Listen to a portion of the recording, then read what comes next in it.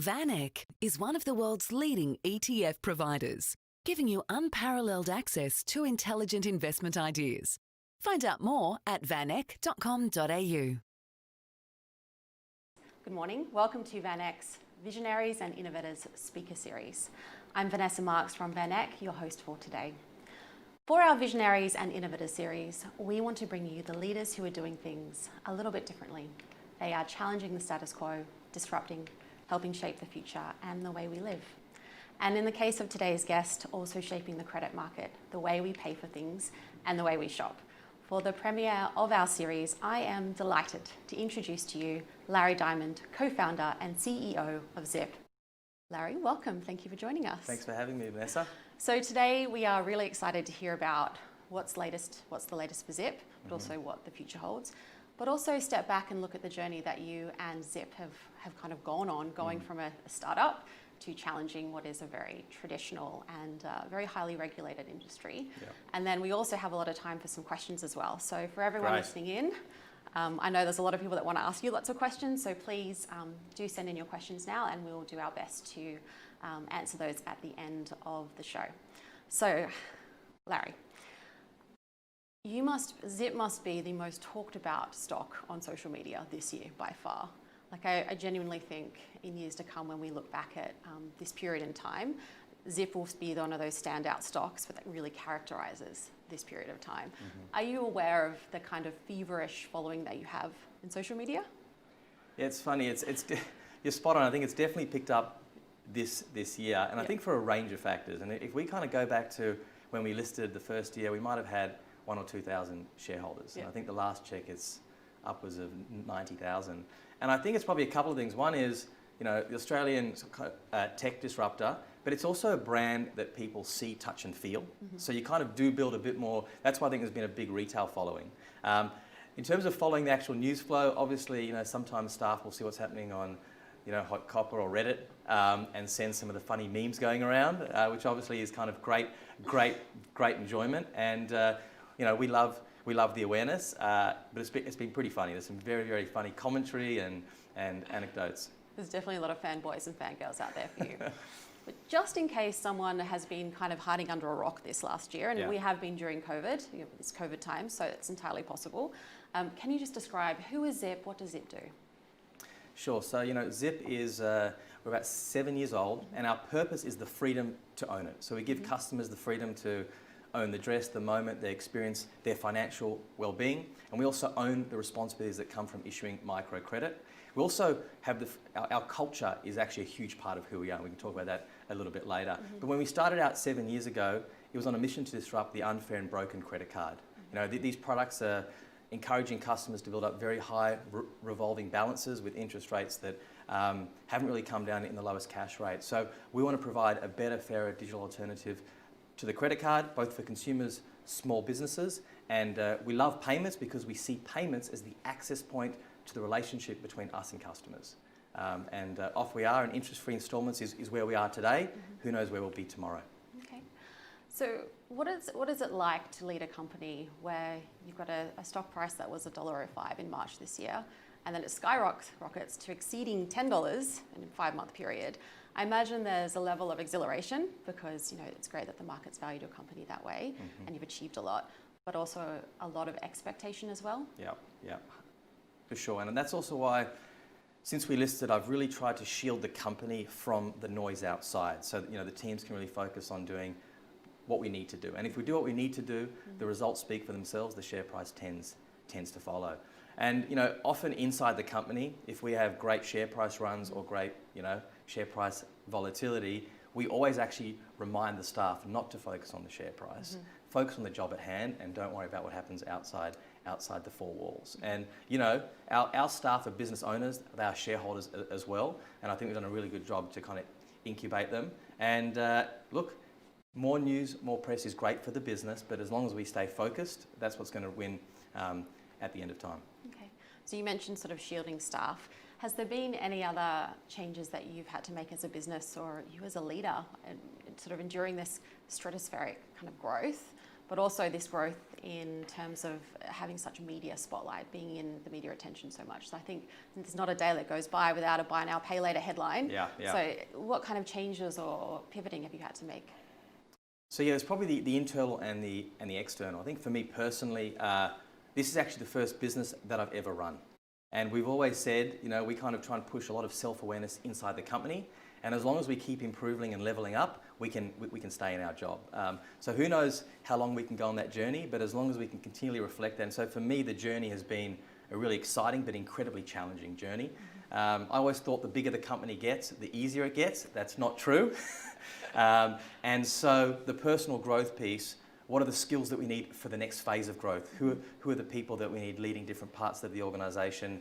How do we reorganise? And if you kind of look back at our past, every 6 months or so, we're almost reorganising the company, right? Based on the customer, based on skills, capabilities, feature sets, and what we're seeing outside. So, in fact, the resilience to change is probably one of the most important ingredients inside the company. Outside the company, in terms of the media and the spotlight and the press, what we've done is also tried to, myself, Peter Gray, who's the other co-founder, we share a lot of the responsibilities as well, which allows us to get a bit more surface area. And we've hired a great head of corporate affairs as well, Matt. And also remember that whatever you say, whether it's internally or externally, could be printed in the newspaper. So you'd be very mindful and be very comfortable with what we're saying and have conviction behind it as well. So, those things have certainly helped, but we're always learning. You've got to believe in what you do. 100%. So this has been a challenging year for most people, or a year of opportunities for others. So how has COVID-19 helped the buy now, pay later industry and Zip? Has it been a case where it's accelerated where you thought you would be beforehand, or has it presented new opportunities? Look, it's almost, when you kind of cast your eye back over this year, there's almost before COVID and after COVID. And even companies like Zip, which are agile, had to go through enormous change. Great to see the government even becoming agile as well. You might not have all the answers, so you have to think through a lot of scenarios. When COVID actually started out, we weren't sure what the future holds, right? Much like all of us. So, it was a pretty tough time inside the business in terms of preparing for the worst, but hoping for the best. And we made a lot of decisive actions then around staff. We had to let go of a bunch of staff and a few other things. So it was quite a tough time, and all done via Zoom, incredibly challenging. Now, as the data started to come through, of course, we started to see some really interesting patterns around both consumption, the flight to online. Zip is a credit card disruptor, and being able to use us for homewares and a lot of the fitness and a lot of these categories that people need when they're at home, and so these, and not only that, on the credit side as well. I think if you look back, we had some of our highest repayment months in the history of Zip. We had $50 million more in repayments in the following month than we had previously. And so what we're seeing is customers during this period are saving a lot of money. They're actually spending less. Their net cash flow has been going up. And so we've had, our arrears rate has just dipped below 1%. And we haven't seen that for a very, very long time. So the consumption pattern and the credit pattern have been very, very favourable, and have probably accelerated a lot of these online trends and a lot of the changes in retail that had already started. These trends were there. Some businesses were investing in different levels in terms of whether it's online, fulfillment choice, payment choice, and we've seen a lot of those trends really just accelerate. Okay. Can I ask, what is the most popular kind of segment that people use Zip for, to pay for? Is it a specific type of product or kind of thing? Look, it's a whole range of things. I think, certainly fitness is definitely a big one. The home. Okay. The home is big. We have a lot of exposure to the home category with brands like Bunnings, for example, Officeworks. So it's both every day as well as once. And what's interesting now is, we started life out 7 years ago with one shop, a bicycle shop, Chappelli. That was our first customer. And then we got our first consumer through that customer, Naomi, who came through on December of 2013. Won't share a surname. And what we've seen since then, though, is we've built out a network of over 60,000 different retail locations. And so, our mission is to be the first payment choice everywhere and every day. And we're starting to see us getting a lot more exposure to the everyday wallet. What was it like trying to get, in the early days, shops on board and explain the concept? Because I imagine they hadn't even heard of such a thing before. Yeah, it was very interesting times. I started out actually pitching all the small businesses using LinkedIn, which is kind of what started the LinkedIn Gallup. And the pitch, we thought was relatively easy for the retailer, which is why we love this space. It's really a win-win-win. For the retailer, we can increase sales risk-free. We settle cash same day or next day. We wear all the risk, and it's plug and play. There's no integration. And for that, the cost is a little bit higher than your other payment types. So we thought that's a pretty slam dunk pitch. But of course, the understanding, the awareness, and then also their internal roadmaps, what they're kind of working on. But we pitched, because we were so involved in the early day pitches, I probably pitched the first 100. We helped refine, worked out what we needed to build into the construct. And I think what we've seen as the credit card has collapsed and buy now, pay later has become, much more important in the payment space, awareness has lifted. And that's why when we see big companies like PayPal joining the races, that is a massively positive sign for the industry because it increases awareness. We don't have 3 million businesses, we only have 30,000. So we've got a long way to go in Australia and then global as well. Okay.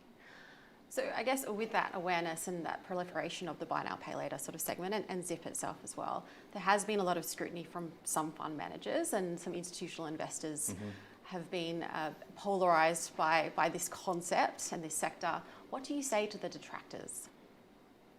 I think there's, not all buy now, pay later models are the same, I think first and foremost, right? A credit card is a type of buy now, pay later. So I think it's important for fund managers and investors to really understand the differences between the models. I think the other big pieces around, so credit's obviously been a huge focus, and Zip has, if you kind of look at all the pay laters and even credit cards, some really great stats. 1 in 100 Zip customers are late in any given month. Contrast that with other pay laters, it's 1 in 5. The average credit score of a Zip customer is higher than a Big Four credit card applicant. So understanding the credit, I think, is sort of one lake you have to sort of jump over, but also the disruptive forces at play. And I think what you see here is buy now, pay later has a really strong retail surface area, right? Which actually puts it somewhere in between payments and actually marketing. And that changes the shape of, we think the business model, the economics versus the credit card that just sits in your pocket. But it's never too late. It's a long way to go. And, we've got a fraction of the payments landscape.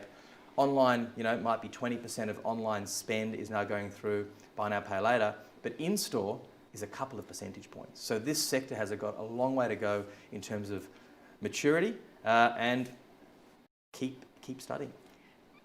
Okay, so let's talk about some of the more recent big headlines that has involved Zip. So obviously QuadPay, a few months ago you acquired that, which is the US buy now, pay later firm. Is expanding your global footprint the number one priority at the moment?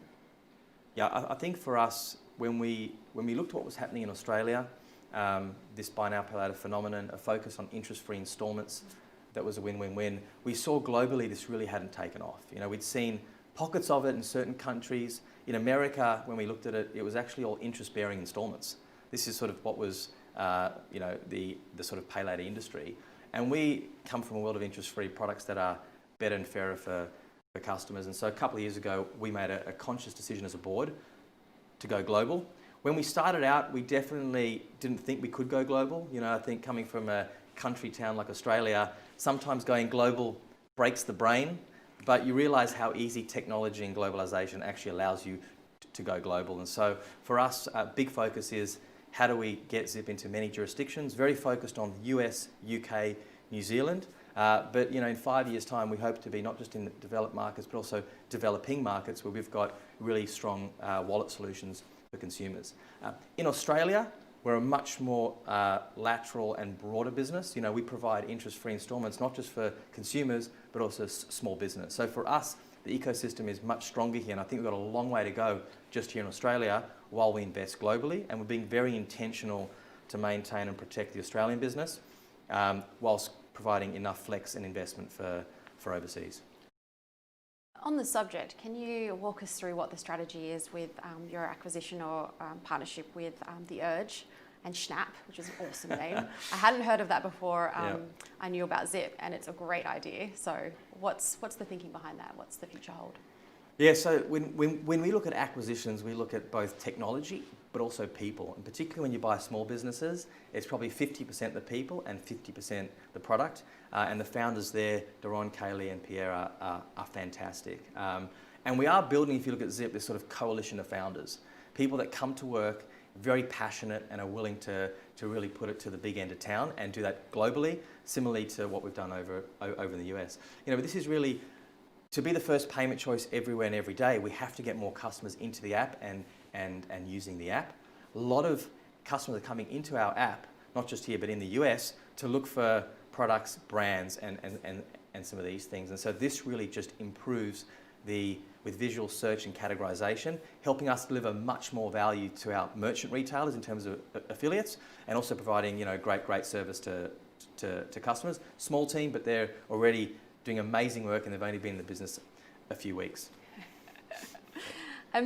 So Affirm, so obviously very recently some movements in possibly them entering into the Australian market. We talked about sort of country town Australia, and relatively Australia is smaller than the rest of the world, of course. Mm-hmm. How many buy now, pay later businesses can effectively work in Australia, do you think? Yeah, I think it was interesting to see Affirm pop up here. I would have thought they would have moved more within the region. But I think what we're seeing is Australia is becoming noticed globally as a country that is early adopters of technology, understands fintech as well. So I think that's probably great validation of what we've all been able to create over here in Australia. Personally, I think they're going to have some challenges coming in. What's their point of differentiation? At the end of the day, a retailer is all, right now we're seeing two massive themes in retailing: fulfillment choice and payment choice. So fulfillment choice is, meeting the customer wherever she is. Is she at home? Is she on the way to the supermarket? Is she at work? And similarly on the payment side, offering choice to the right set of customers. And so if you have 1 million customers coming to you wanting to wave their left elbow to pay, as a retailer, you'd be quite silly not to accept the left elbow payment. So for me, them coming in here, I can't really see huge differentiation versus the current players like ourselves. We do wish them the best of luck, but it's going to be interesting to see how that one plays out.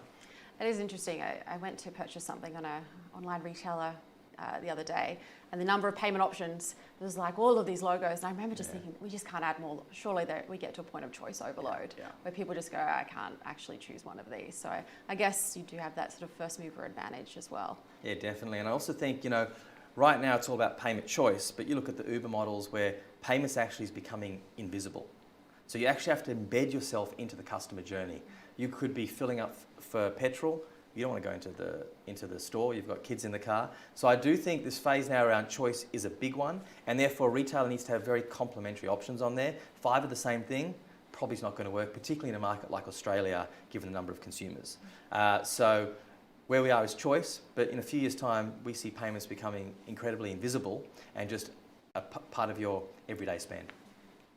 So stepping back to when you and Peter Gray started the business in 2013, cast your mind back to those days. What were some of the biggest challenges that you guys faced? I mean, from a startup perspective, and I know we have some people who are in the same position as you back in those days, trying to start up a business in Australia. What did you find that you learned was the hardest lesson, or the things that you would do differently? Well, I think for those looking at startup, give it a go. I think there's never been a better time in history to actually do things, right? Technology, investment, and challenging the status quo have never been more powerful than they are today. So I'd encourage many people to leave their corporate jobs and go and give it a go. You can always go back to corporate land. So we started out, this was the first time we were doing a startup. Pete and I are very, very different. And understanding, even in those early days, what to do today versus what to do tomorrow. We, first round was about $170,000 seed round, and it lasted us until we listed, running on the smell of an oily rag, but being incredibly laser focused on, there's 50 things you can do today, but what are the 3 things that we have to do today to get us to the next gate? Because if you can't get to the next gate, you can't get the next fundraise. And so that was a big, big focus. And we are Zip, so we have to be incredibly fast and focus on just the minimum we need to meet the requirements to move to the next gate. That was huge.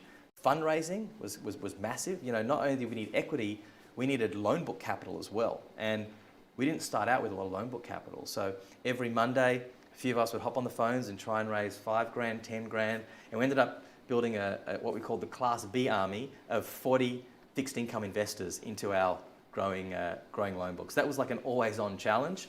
And then as we started to grow, the ways of working, when you have 5 people doing everything, it's quite easy, right? You all know what's happening. You're all across the sales, the product, the customer service, the risks, the regulatory.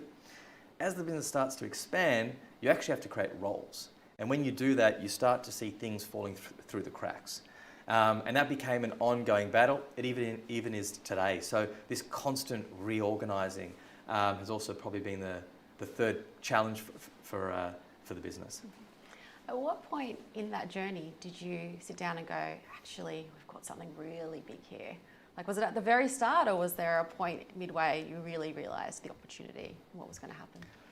Look, I think we had it right from the beginning, because you need the passion to endure the ups and downs. And I think there's a great quote that genius is 1% inspiration, 99% perspiration. Reality is, if you haven't got the passion, there is no way you can continue. And for us, that's what's driven us. We were running for a couple of years with no money at all, which is why we ended up listing, which is another story. But I'd probably say after we listed, picking up our first major enterprise retailer for us, being able to steal a big client from one of our competitors, who was $1 billion business at the time. We were a $15 million market cap. Showed us that actually, I think we've created something that's really has got great product market fit. It's a better customer experience, it's better service, and it's more economic. And that's when we started to see things really start to scale. Do you foresee any situation or in the future where one of the big 4 banks may do a takeover bid for one of the buy now, pay later firms in Australia? Do you think there's a possibility?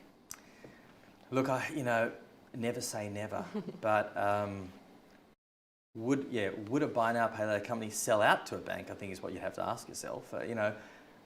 The organisational structure is very different, right? And I think sure, someone might exit and get a nice healthy return, but banks aren't really built or designed for the buy now, pay later space. Understanding that interface with retailers, building deep connections with retailers.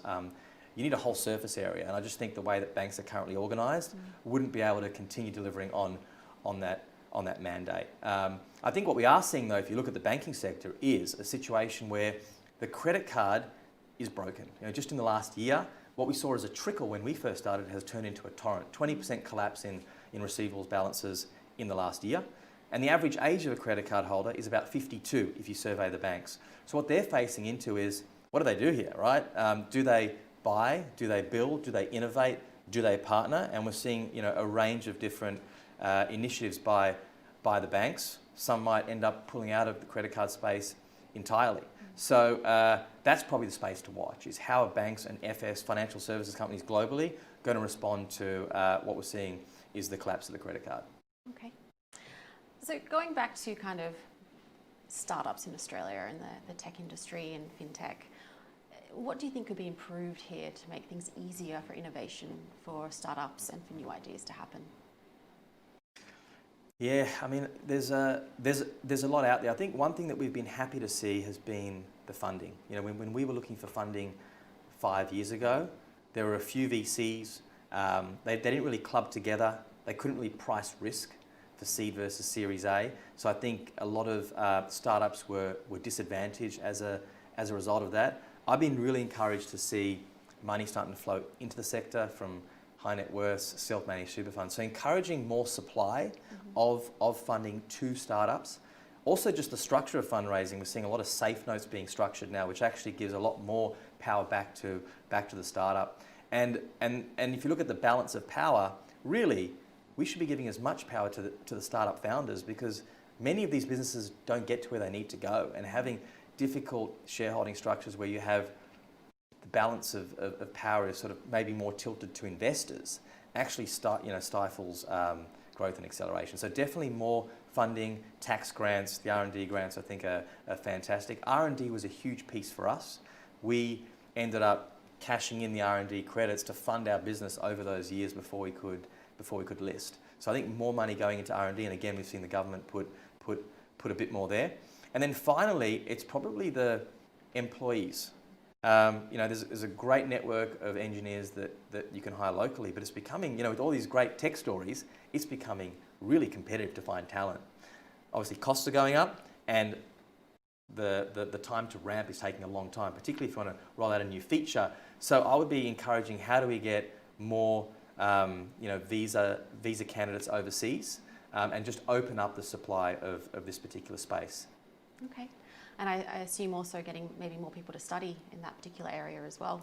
Oh, 100%. And you know what I'm really excited about? If I look at gender diversity in engineering, obviously incredibly weighted towards males. Indeed. But where I'm getting excited about is my son goes to code camp in the school holidays, and I'm seeing 50-50 there, which is fantastic. So fast forward that, we're going to have a really great and diverse engineering culture. But yeah, a lot more money going into education for engineering, growth and product. And these attributes as well, we're starting to see come into the schooling system. So I'd be saying a lot more into that as well. Okay. So you spoke about investing, touched on investing or investors before. We do have a lot of our investors tuning in today. Yep. So Larry, how do you invest? How do I invest? How do you invest? That's a loaded question. It is. Well, what's interesting is before I left my last job prior to Zip, I was in corporate finance on the sell side, but I really was a big fan of deep value investing, Ben Graham, and really liked small caps, micro caps, and actually tried to get a job as a fund manager. Unsuccessful, probably a blessing in disguise, but that's where I spent a lot of time, more deep value investing. Then I started Zip, and obviously I had to go all in on Zip. There was no money lying around. Nowadays, I do like a lot of technology, for me, and stuff that you're familiar with. I think at the end of the day, if you invest in things that you understand, that you're familiar to, they're more likely to be successful. I remember looking at Tesla. I wanted to buy Tesla. Didn't have enough cash on the sidelines a couple of years ago. Shares were at $100 before the split. Now they're at $500. So if you stick to things that you see are really working, products that customers are adopting, they tend to do well, rather than getting a stock tip from your mate James. Or on Facebook. Or on Facebook, exactly. No, good answer. So final question from me today before we head over to audience Q&A. What does the future look like for Zip in 6 months, in 1 year and 10 years? Wow. Look, for us, one of the big things that we are focusing on is how do we build a scalable global tech org that has the principles of a startup, right? So small teams that are making decisions, that have incredible velocity, because we are Zip, and how do we do that at scale? So we're doing a lot of work right now on the principles around org design, because for us, I think if we can get this right, getting to 100 million monthly active users in 5 years should be quite easy. This is really an execution play. I think we've got the strategy right, the hedgehog right, and the focus right. It's about execution. So we want to get that right and codifying a lot of that. For us, in the year ahead, Australia is sort of more of more. We've got a couple of million consumers, but the prize is, look at the banks. They've got 6, 7, 8 million monthly active users, and I think we've got a great opportunity to build a wallet that has that type of engagement. We're already seeing that. Similarly, on the small business side, we've only just started in the small business space. We have about 30,000 small businesses. There's 2 to 3 million SMBs. We really want to help them being able to accept payments, pay on installments, and drive their business. So big focus on those two. In the global story, US is going fantastically. We just released some figures yesterday, run rating about $5 billion in annual payment volume. We need to become a big player over in the US and the UK. In 10 years' time, look, we tend to look ahead. We plan actually in 6-month cycles. It used to be a year. Now it's 6 months, and we actually operate quarterly. I think you need to be adaptable and agile.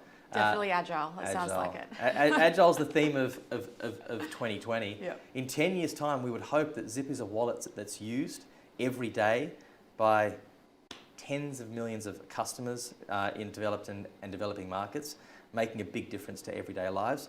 But what we'll be most proud about is probably the culture that we've built inside Zip that allows that to happen. Thank you so much, Larry. So I think that's enough questions from me. So we now invite our audience to send in any questions that they may have. You can do so just using the chat function at the bottom of your screen, and we'll try and get through as many as possible. So Larry, we did go out to various social media platforms and ask if people could send in questions beforehand, and lots of people have questions for you. Okay.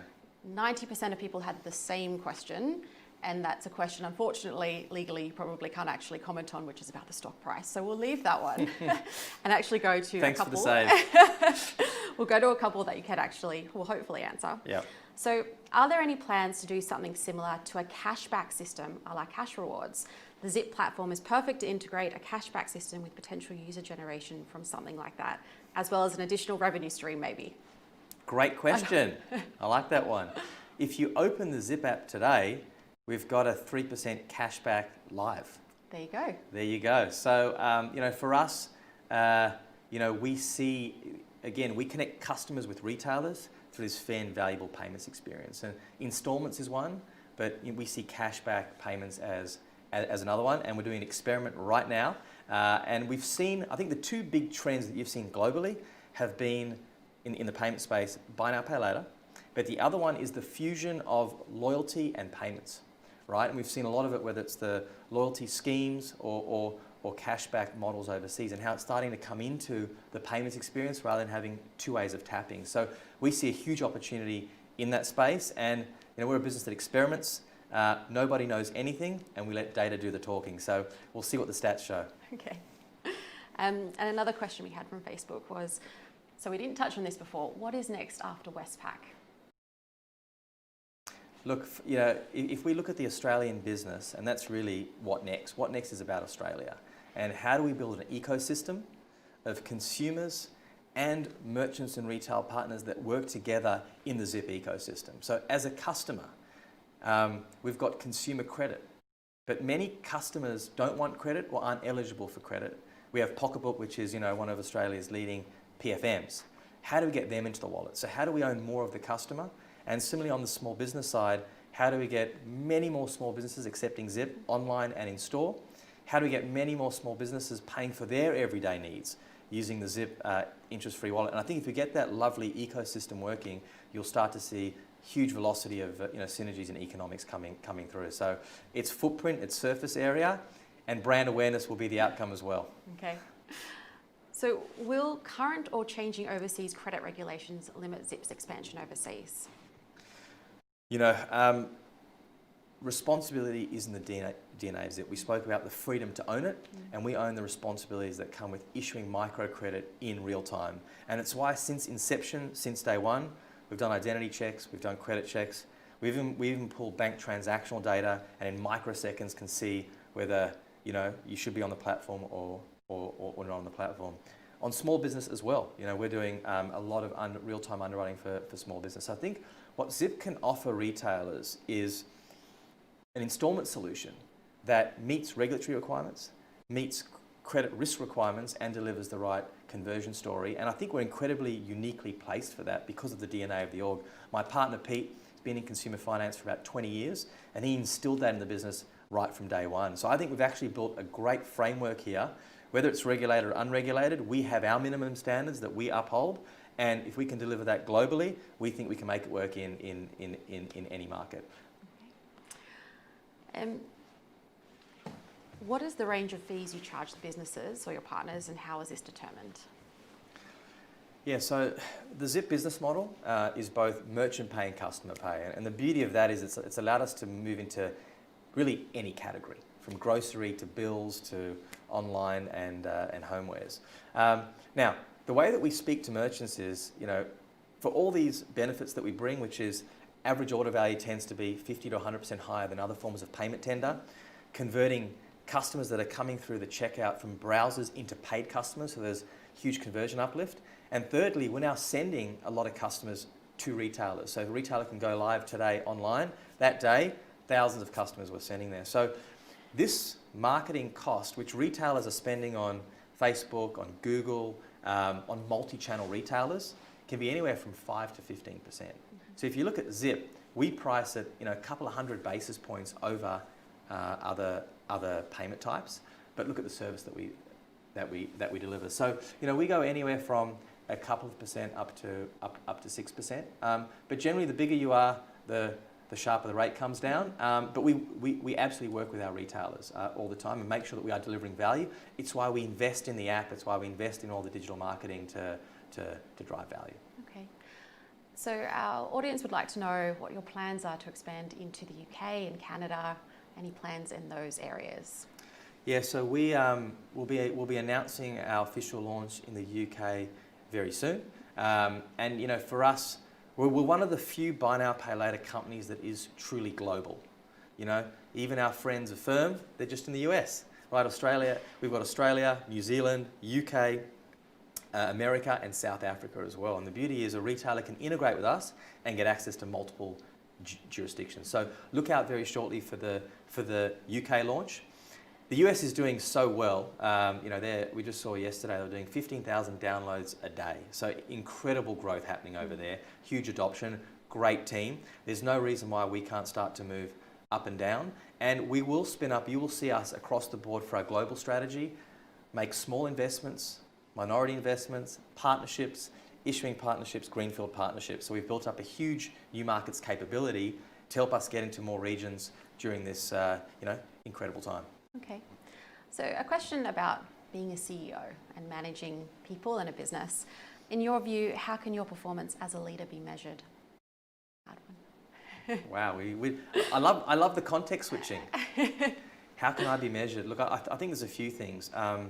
One is the happiness of the Zipsters, happiness of the team, and I make a huge point of talking to everyone, getting to know the business, because I did most of the roles when I first started as well. So I think how people are feeling coming to work.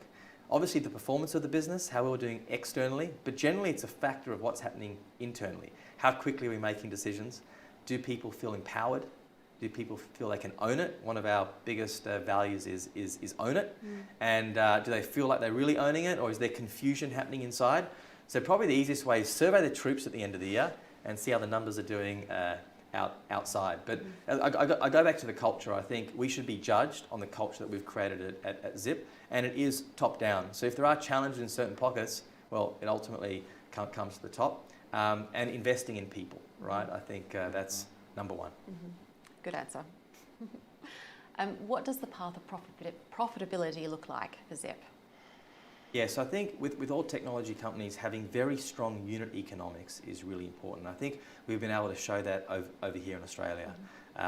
We focused, if you look at our gross profit in Australia, it's about 50%. If you look at our revenue, less our cost of goods sold being, cost of debt, bad debt, acquisition servicing costs. So it's actually a pretty efficient model as the volume starts to scale. And we've proven the operating leverage over here in Australia, where we've been cash flow break even for many, many quarters. And I think we can continue to drive that profitability over time.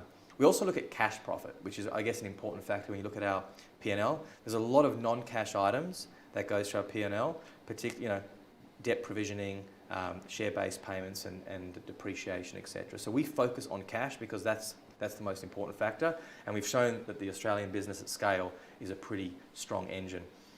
Also, if you look at the staff inside Zip, a huge amount of it is in product and engineering, which is all about growth. So if you actually ripped all of that out, we'd have an even much more profitable business over here in Australia. So it's important to show a really strong core in Australia as a model and footprint for global growth, because it will take time in some of those markets to ramp up, but it's all about the velocity of volume and transaction volume coming through the platform. You look at QuadPay's numbers, incredibly efficient. Mm-hmm. So one final question, and you have touched on this a little bit throughout our conversation today, but we've had quite a few questions around the same sort of topic, so I'll ask it again. Okay. People want to know the point of differentiation that Zip has. How are you different from your competitors? What's your unique advantage? Yeah, so different, better. I think we've spoken about the huge investment in responsibility, and that translates into the downstream metrics, right, which I think are really important. Second is, we see ourselves as a genuine credit card disruptor. You look in Australia, we're an account. You can use us everywhere, right? For groceries, for bills, for paying for the taxi, for Uber. So we want to be a much larger share of your your everyday spend. Now, if you look as well, what I touched on earlier is we want to deliver an incredibly seamless experience for the customer or for a small business and handle all of that complexity in the back end, regulatory and risk. And I think we are one of the very few that's being able to do that right across the board. So we can offer interest-free installments for any dollar size, small or big, to any stakeholder, being consumer or small business. And I think the final one, which you can't harp on enough, is really, like today, everyone's at different speeds, different levels of maturity, different numbers, 5 million, 8 million. But in 5 years' time, a lot of it depends on the culture under the surface of the water. So I'd encourage people to peel back that onion, have a look what's inside, and that's, I think, a huge differentiation for Zip. You know, the culture that we're organising internally is what's going to prove out to be our competitive strength. Okay, great. Well, Larry, thank you so much for joining us today and sharing all of those insights. We really appreciate it. Thanks for having me, Vanessa. So I also want to thank all of our investors and advisors and brokers who tuned in today, and a special shout out to our community on Facebook. VanEck is one of the world's largest ETF providers. Please make sure your core Australian equity strategy gives you exposure to the changing world of disruption and innovation. Now, if you would like to know about future events as part of our Visionaries and Innovators speaker series, please connect with us on Twitter, Facebook, and LinkedIn. And there we will share the details of our upcoming events. So until then, thank you very much for tuning in again, and have a great week.